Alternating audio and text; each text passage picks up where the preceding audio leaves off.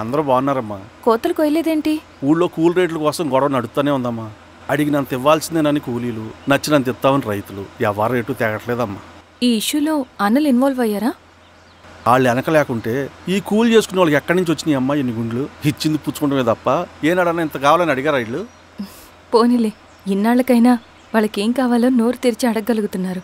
సంతోషమేగా. తీసుకుని మీదటైనా జాగ్రత్తగా ఉంటుంది.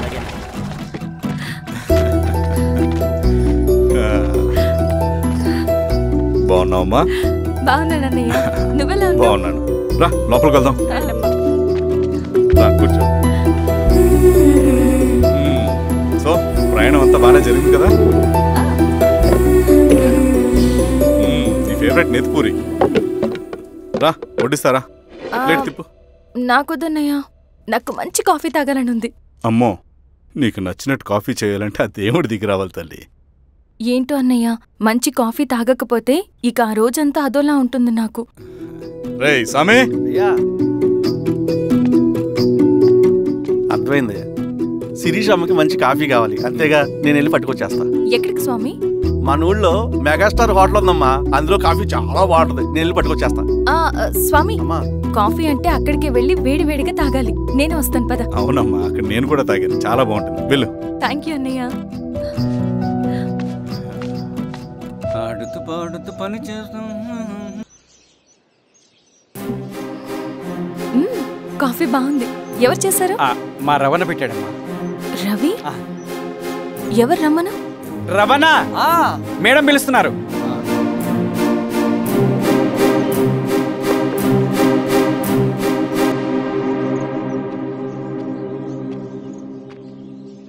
ఇతనే రవణ.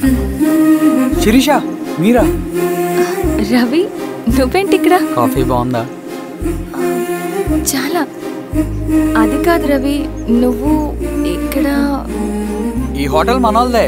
మన ఫ్రెండ్స్ అందరు బాగున్నారా? చాలా బాగున్నారు. అవును, మీరేంటి ఇక్కడ? ఏమైందన్నా? అన్నా, స్వామి త్వరగా కారుదా. జాగ్రత్త అన్నా, త్వరగా పట్టింది అన్నా. త్వరగా పోనీ.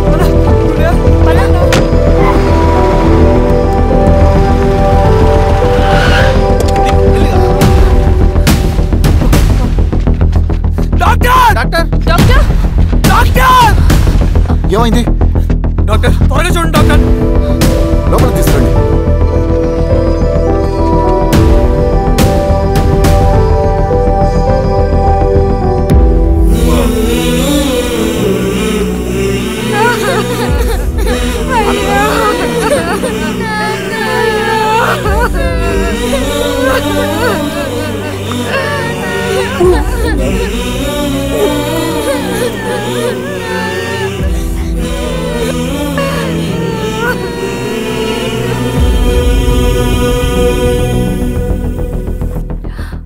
ఎలా ఉంది డాక్టర్?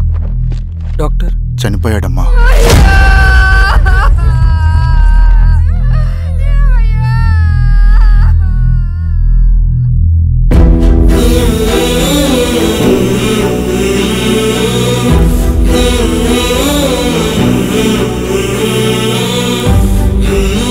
ఆ పేపర్స్ ఏంటి రవి?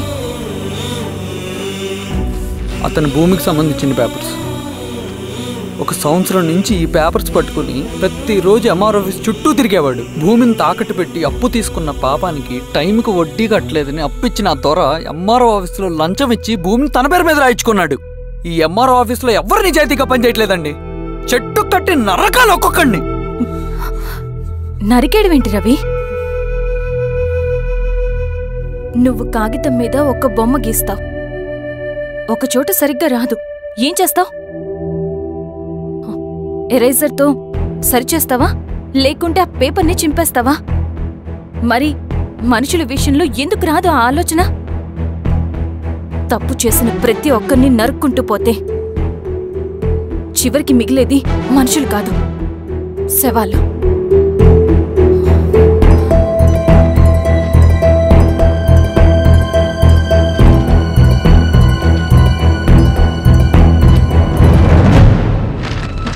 పదరవి, రా.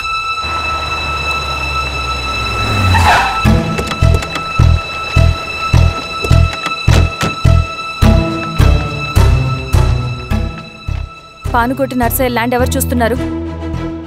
మీరెవరు? ఇదిగోండి అప్లికేషన్. ఇది డిస్ప్యూట్ ల్యాండ్, ఎవడేం చేయలేడు. నీ నిర్లక్ష్యం, నీ లెక్కలేనితనం వల్ల ఒక నిండు ప్రాణం పోయింది. ఒక కుటుంబమే రోడ్డు మీద పడింది తెలుసా? ఏంటో మా గొడవ?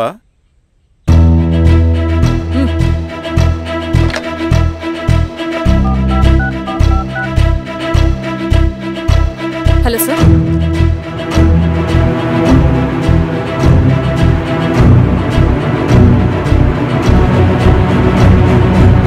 Okay sir. You are dismissed. Peon, నేను ఒక పేపర్ ఇస్తాను, అది కలెక్టర్ గారికి ఫ్యాక్స్ చేయి. అలాగే మేడం. ఎవరమ్మా మీరు? ఈ ఊరికి కొత్తగా వచ్చిన ఎంఆర్ఓ.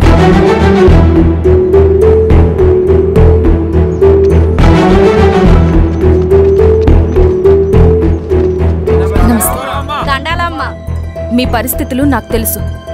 పని చేస్తేనే మీకు పూట గడుస్తుంది. పనులు మానుకుని మీరు ఈ ఆఫీస్ చుట్టూ తిరగాల్సిన అవసరం లేదు. మరి ఎట్టాగమ్మా? నేనే మీ ఊరొస్తాను. ఆ రోజు అరగంట వీలు చూసుకుంటే చాలు, మీ పని పూర్తయిపోతుంది. దండాలమ్మా.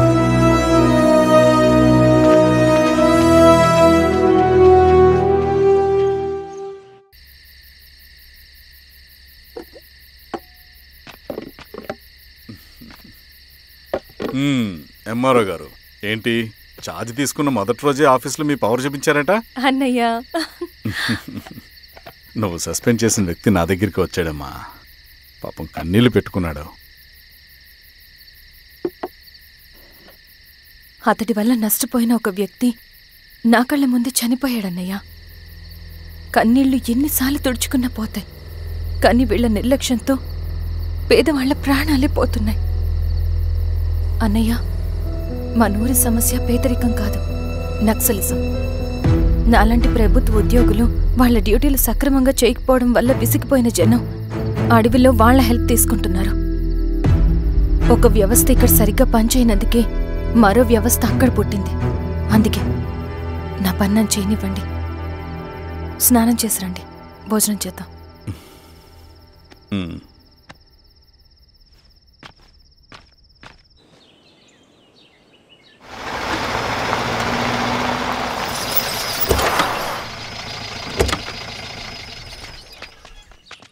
నమస్కారం అమ్మా. నమస్తే. ఇలా రండి. మీ ఊరు నుంచి కొందరు ఎంఆర్ఓ ఆఫీస్లో అప్లికేషన్స్ ఇచ్చారు. తను వాళ్ళ పేర్లు చెప్తారు, వాళ్ళని పిలవండి. అలాగే మేడం. వెళ్ళండి. Madam, coffee. నువ్వెప్పుడు వచ్చావు రవి? మీరు గంటకోసారి కాఫీ కావాలంటారు కదా, మాటి మాటికి వెళ్ళి రావడం ఎందుకని వచ్చేసా.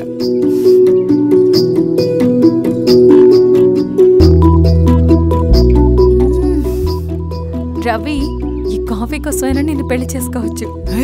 అదేంటి అలా అనేసారు? That's a compliment. భలే వారండి బాబు. నమస్కారం. రండి రండి. ఎంఆర్ఓ శిరీషారెడ్డి గారు. శిరీషారెడ్డా? శిరీషానే పిలవచ్చుగా. అమ్మమ్మ, పులికి పంచాలాగా సింహానికి చూలాగా అది మన ఐడెంటిటీ, అదంతా ఉండాలి. సరే బాబాయ్, నేను ఫ్రెష్ అయ్యేస్తాను, మీరు కానివ్వండి. అయినా ఈ కాలం చదువుకున్న ఆడపిల్లలతో మాట్లాడటం చాలా కష్టం. చుట్టుపక్కల శిరీష్ కొన్న ఇమేజ్ మనకి చాలా మంచి అయింది ఈశ్వర. నేను అడగకముందే పార్టీ హైకమాండ్ సర్వే చేయించి నీకే ఫేవర్గా ఉండడం వల్ల టికెట్ ఇచ్చింది.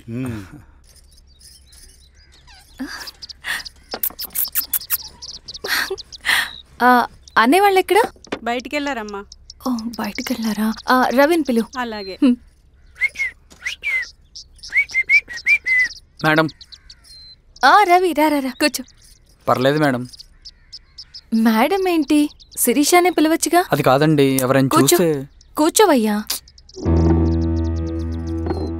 ఇది ఆఫీస్ కాదు రవి, మా ఇల్లు. వడ్డించు. సరే అమ్మా. రవి, అడవిలో నక్సల్స్ ఎక్కడుంటారో తెలుసా నీకు? ఏంటి శిరీష? అడవిలో నక్సల్స్ ఎక్కడుంటారో తెలుసా నీకు? ఎందుకు శిరీష గారు? తెలుసా తెలీదా? నాకెలా తెలుస్తుందండి? చూచాయిగా ఆయన తెలీదా? సరే, ఎక్కడుంటారో నాకు ఐడియా ఉంది.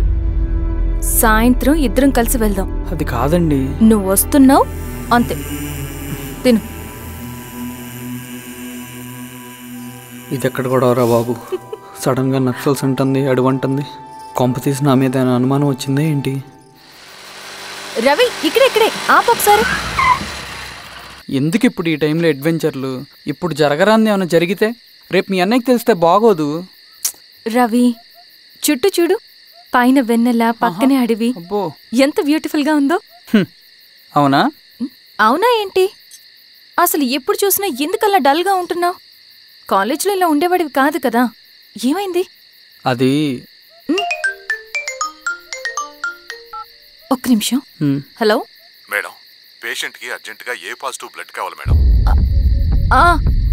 రవి, అర్జెంటుగా హాస్పిటల్కి పోనీ. ఏమైంది? పోనీ. రండి మేడం, ప్లీజ్ రండి. పోలీసులకి నక్సల్స్కి కాల్పులు జరిగాయి. ఆ కాల్పుల్లో గూడెం కుర్రాడు ప్రాణాపాయ స్థితిలో ఉన్నాడు. తన బ్లడ్ మీ బ్లడ్ సేమ్. ఆ బ్లడ్ గ్రూప్ మా హాస్పిటల్లో లేదు, అందుకే మీకు కాల్ చేశాను. ఓ అవునా? అవును మేడం. పదండి డాక్టర్. Thank you madam.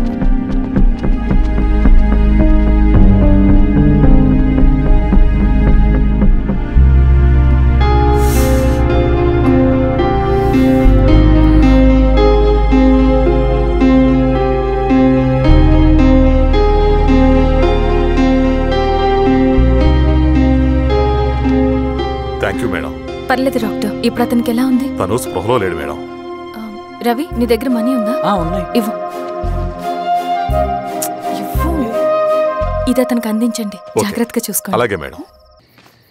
అమ్మా, భోజనం తీసుకురమ్మంటారా? నాకేమొద్దు. భోంచేయకపోతే ఆరోగ్యం పాడవుతుంది శిరీష. నువ్వు వెళ్ళి తీసురా అమ్మా. సరే. రవి, నాకు ఒక మంచి కాఫీ చేసిస్తావా? తలనొప్పిగా ఉంది. చేసిస్తా కానీ తర్వాత నువ్వు భోంచేయాలి.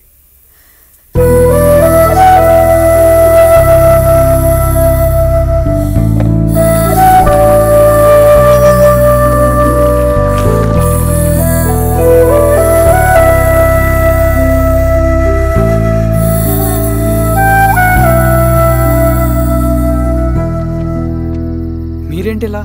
మంచినీళ్ళ కోసం వస్తున్నాను. ఓ, లోపల ఉన్నాయి, పదండి.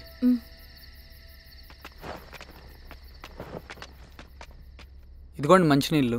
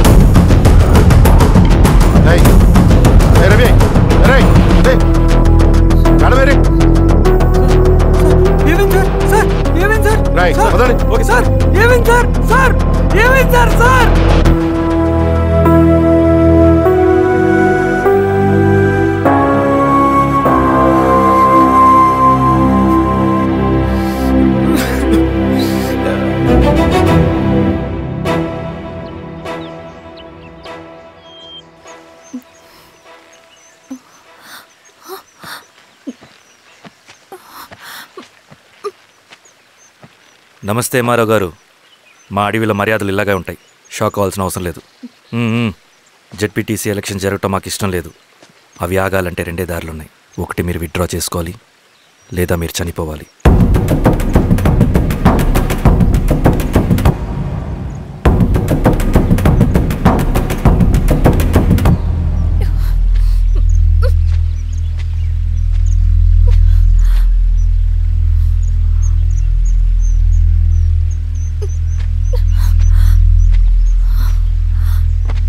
సెంట్రల్ కమిటీ మీటింగ్ ఉందని కబురు వచ్చింది. మేము వచ్చేలోపు ఎలక్షన్స్ ఆగిపోయే న్యూస్ రావాలి.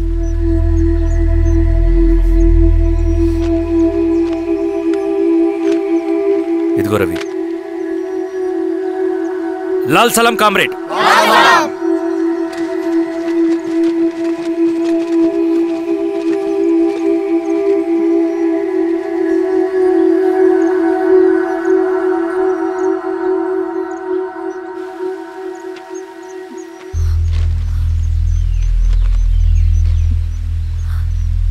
ప్రపంచంలో గొప్ప వాళ్ళ చావులన్నీ నమ్మక ద్రోహంతోనే జరుగుతాయని నిరూపించావు రవి. అన్నయ్యని కూడా అచ్చం ఇలాగే చేస్తావు కదా? ఎందుకు రవి? ఏం జరిగింది? అన్నీ బాగుంటే దేశం తరపున బ్యాడ్మింటన్ ఆడేవాడిని.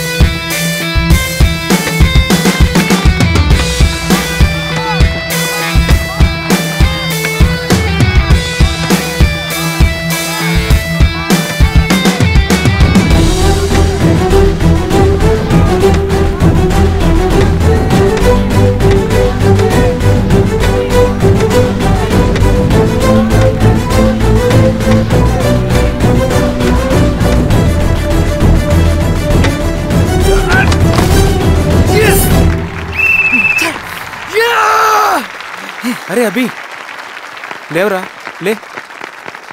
Congratulation. Thank you sir. Ravi, congratulations.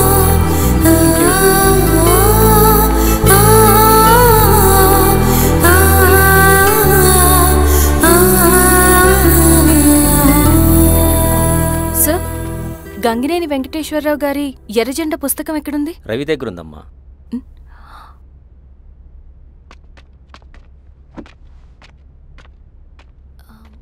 Ravi, మీకు ఈ బుక్స్ అంటే ఇష్టమా? అవును, నీకు కూడానా? నేను ఇప్పుడిప్పుడే చదువుతున్నా. సైలెన్స్. క్యాంటీన్కి వెళ్ళి మాట్లాడుకుందామా? ఓకే. అక్క కాఫీ. థ్యాంక్ యూ రచన. పర్లేదక్క. అయ్యో, కాఫీ అస్సలు బాగాలేదు. 1 మినిట్, ఇప్పుడే వస్తా.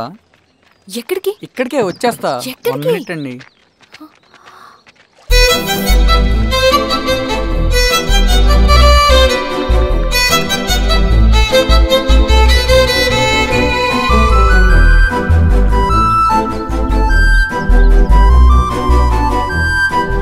ఒకసారి ఈ కాఫీ టేస్ట్ చేయండి.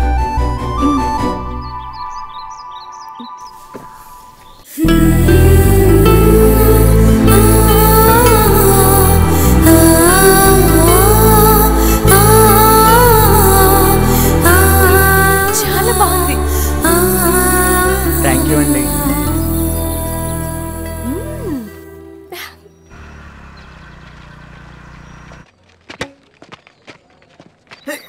వావ్ సార్, ఇట్రా Ravi. Congratulations Ravi. Sir, state badminton training కి సెలెక్ట్ అయ్యావు నువ్వు. Sir, thank you sir. Carrier నువ్వేమో ఇక్కడ కూర్చొని ఆడుకుంటున్నావు, వాడేమో state level training select అయ్యాడ్రా.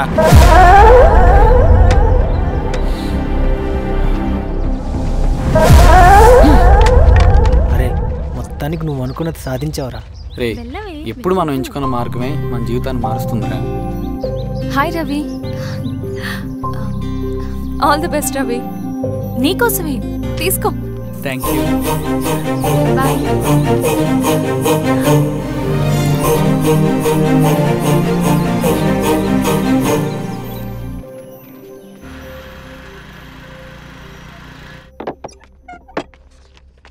Sir రమ్మన్నారంట.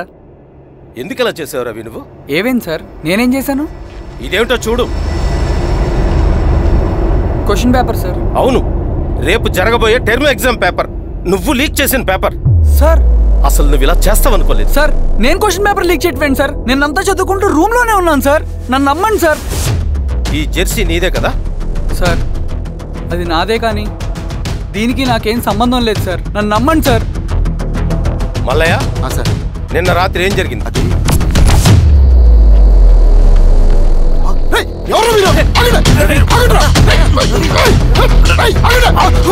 Sir అతను అబద్ధం చెప్తున్నాడు సార్. నాకేం తెలియదు సార్. నేను దొంగతనం చేయలేదు సార్. నన్ను నమ్మండి. ఐఎమ్ వెరీ సారీ రవి, నేనేం చేయలేను. తప్పు నువ్వే చేసావని అన్ని నీ వైపే ఉన్నాయి. నిన్ను రెస్టికేట్ చేయడం తప్ప నాకు వేరే ఆప్షన్ లేదు. సార్ అంత పని చేయమాకండి సార్. నా లైఫ్ పోతుంది సార్. ఇండియా తరపున బ్యాడ్మింటన్ ఆడాలన్నది నా డ్రీమ్ సార్. నన్ను నమ్మండి సార్.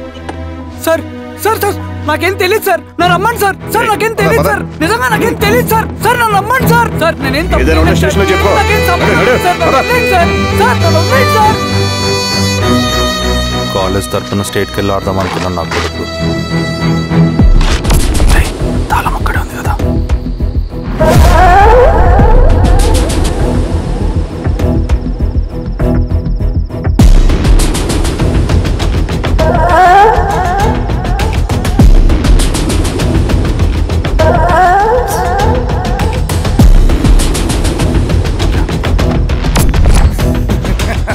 రేపు జైల్లో ఆడుకుంటారా బ్యాడ్మింటన్? సార్ నన్ను ఎందుకు తీసుకొచ్చారు సార్? నాకేం తెలియదు సార్. పేపర్ లీక్ చేసింది. నేను చేయలేదు సార్. నిజంగా నేను చేయలేదు సార్. సార్ నిజం సార్. సార్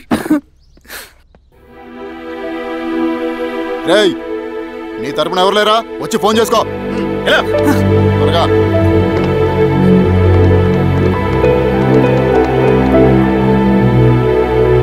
సార్ నేను రవీన్ సార్. రవి చెప్పు. సార్ నేను పోలీస్ స్టేషన్ లో ఉన్నాను సార్. మీరు నాన్న అర్జెంట్ గా రండి sir please sir. Police station ఏమైంది రవి? ముందు మీరు రండి సార్ ప్లీజ్. నేను చెప్తాను సార్. సరే సరే వస్తున్నా. వెళ్ళి కూర్చో. సార్ అయ్యా దండలయ్యా. రే రవి నాకేం తెలియదు ఏయ్, నువ్వు ఆగు. నీ కొడుకు క్వశ్చన్ పేపర్స్ దొంగతనం చేసి దొరికిపోయాడు. ఎఫ్ఐఆర్ రాసి కేసు పెడితే జైలు శిక్ష పడుతుంది. అలా కాకుండా కేసు క్లోజ్ చేయాలంటే 2 లక్షలు కావాలి. వెళ్ళి తీసుకొని రా. అర్థమైందా? ఏదోన్నయ్యా. ఏయ్, నా సంగతి నీకు తెలుసు కదా. లోపలేస్తే 10 సంవత్సరాలు బయటికి రాడు. వెళ్ళి డబ్బులు కొట్టరా.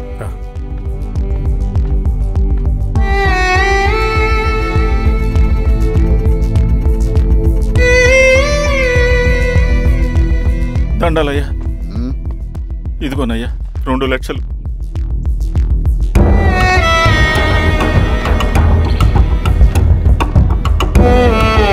రేయ్, ఆయన పంపించండి రా.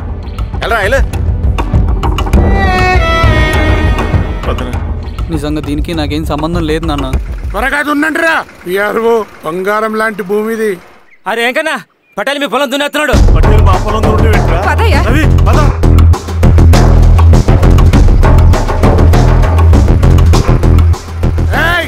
కానీ అంటరా అయ్యా పటేల్ అయ్యా, మా పొలంలో మీరు దున్నుతున్నారండి. నా పొలంలో నేను దున్నకుంటే వాడు దున్నుతాడా? ఏంద్రా అన్యాయము? పొలం అమ్మినావు కదా, కొనుక్కున్న పొలంలో దున్నుతుంటే అన్యాయం అంటారేంట్రా? విఆర్ఓ ఆ పేపర్ని చూడరా, మంచిగా చూసుకుంటారా. పొలం అమ్మేమన్నా? అమ్మలేదురా, తాకట్టు పెట్టా. తాకట్టు కాదురా, నువ్వు అమ్మావు, నేను కొన్నాను. నేను అమ్మలేదయ్యా. వీడు నా దగ్గర 2 లక్షలు తీసుకొని ఈ పొలం అమ్మాడు. 2 లక్షలా? ఎందుకు? మీ వాడు చేసిన నిర్వాకం వల్ల చదువుకోరాని కాలేజీకి పంపితే ఆడుతూ పాడుతూ ఎగ్జామ్ ఫెయిల్ అవుతాడని తెలిసి ఆ పేపర్ లీక్ చేశాడు వీడు. ఏంటయ్యా ఇది? పోలీస్ కేసు అవుతుందని తెలిసి వీడు నా దగ్గరకు వచ్చి 2 లక్షలు తీసుకుపోయి వాడిని బయటికి ఇరిపించిండు. ఏం రా, అంతేనా కదా? ఏం తమాషా చూస్తుండ్రా? పని చేసుకోండి. దొంగ పేపర్ చాలా దొంగ.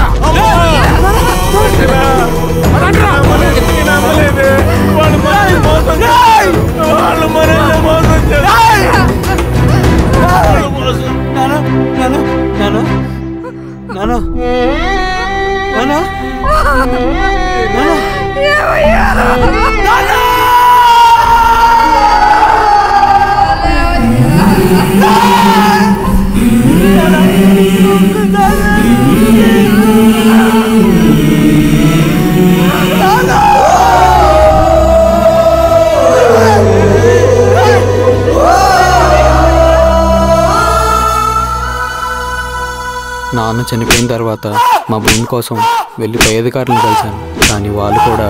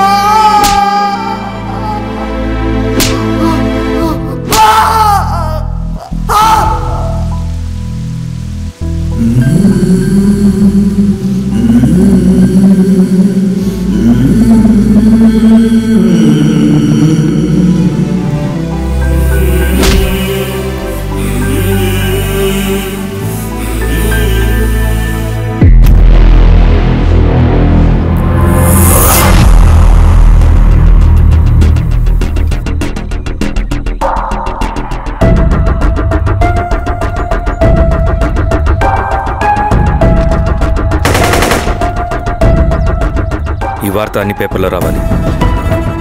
ఈ లెటర్ బాధితుడికి అందించండి. లాల్ సలాం. లాల్ సలాం.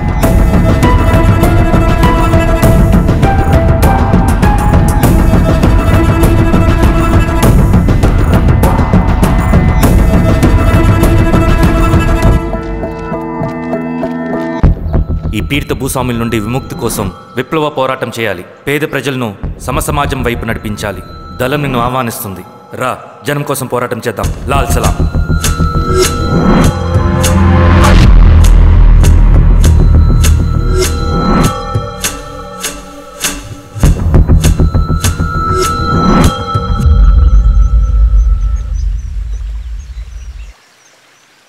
నాకు పట్టిన గతి ఇంకెవ్వరికీ పట్టకూడదని ఉద్యమంలోకి వచ్చాను.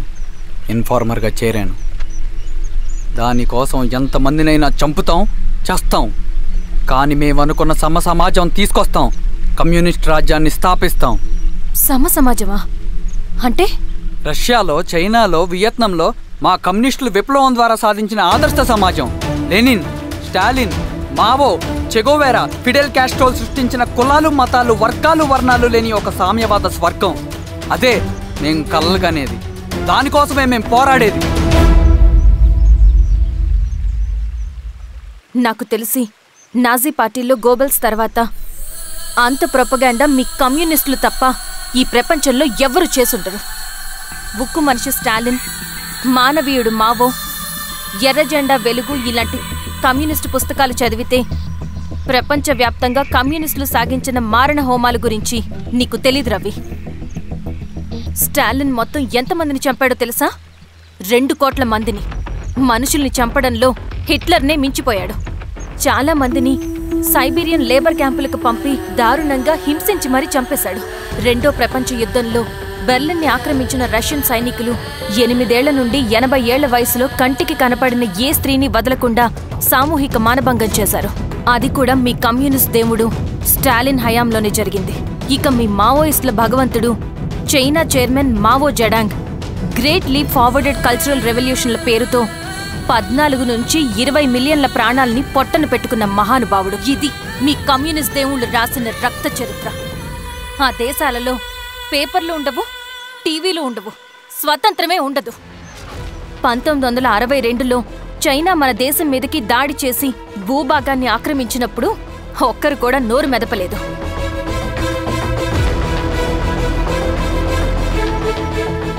కమ్యూనిస్టుల మానసపుత్రులైన మీ నక్సలైట్లు ఏమైనా తక్కువ తిన్నారా? పశ్చిమ బెంగాల్లోని నక్సల్బరి అనే గ్రామంలో 1965లో జోతేదార్ల దౌర్జన్యానికి వ్యతిరేకంగా పుట్టిందే మీ ఉద్యమం. A for arms, B for Bengal, C for Charu Majumdar. చారు మజుందార్ చెప్పిన స్టేట్మెంట్ గుర్తుందా? వర్గశత్రువుని ఖతం చేసి వాడి నెత్తుట్లో చేతులు ముంచని వాడు విప్లవకారుడు ఎలా అవుతాడు? అక్కడి నుంచి మొదలైంది మీ నక్సల్స్ హింసాకాండ. 1965 నుంచి ఇప్పటిదాకా 1,00,000 మందిని ఉద్యమం పేరుతో చంపేశారు.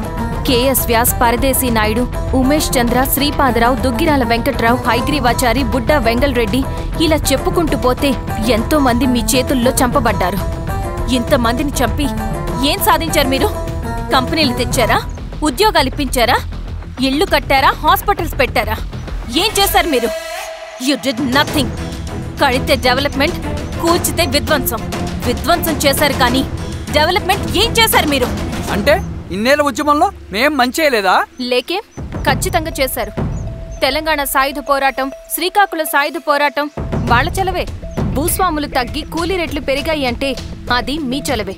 నంబూద్రిపాద్, జ్యోతి బసు, సోమనాథ్ చటర్జీ, పుచ్చలపల్లి సుందరయ్య, తరిమెల నాగిరెడ్డి, చంద్ర రాజేశ్వరరావు, నల్లా నరసింహులు ఒక్కొక్కరు ఒక్కో లెజెండ్. కానీ వీళ్ళు ప్రజానాయకులు. తుపాకీ పట్టి అడవిల్లోకి వెళ్లలేదు. ఎలక్షన్స్ లో గెలిచి ప్రజా సమస్యల్ని పరిష్కరించారు. కానీ మీరేంటి ఎలక్షన్స్ వద్దు అంటున్నారు? ఒక తుపాకీతో మనిషి ప్రాణాలు తీసే బదులు ఒక పెన్నుతో 10 మంది ప్రాణాలు కాపాడొచ్చు. మీలాంటి వాళ్ళు ఉండాల్సింది ఎర్ర జెండా నీడలో కాదు, దేశ జెండా నీడలో. చంపుకుంటూ పోతే ఒకరోజు మనకిష్టమైన వాళ్ళని కూడా చంపుకోవాల్సి వస్తుంది రవి. నా మాట విను. ఇవన్నీ వదులుకుని నాతో రా. ఈ అడవి బయట నీకు గొప్ప ఫ్యూచర్ ఉంది.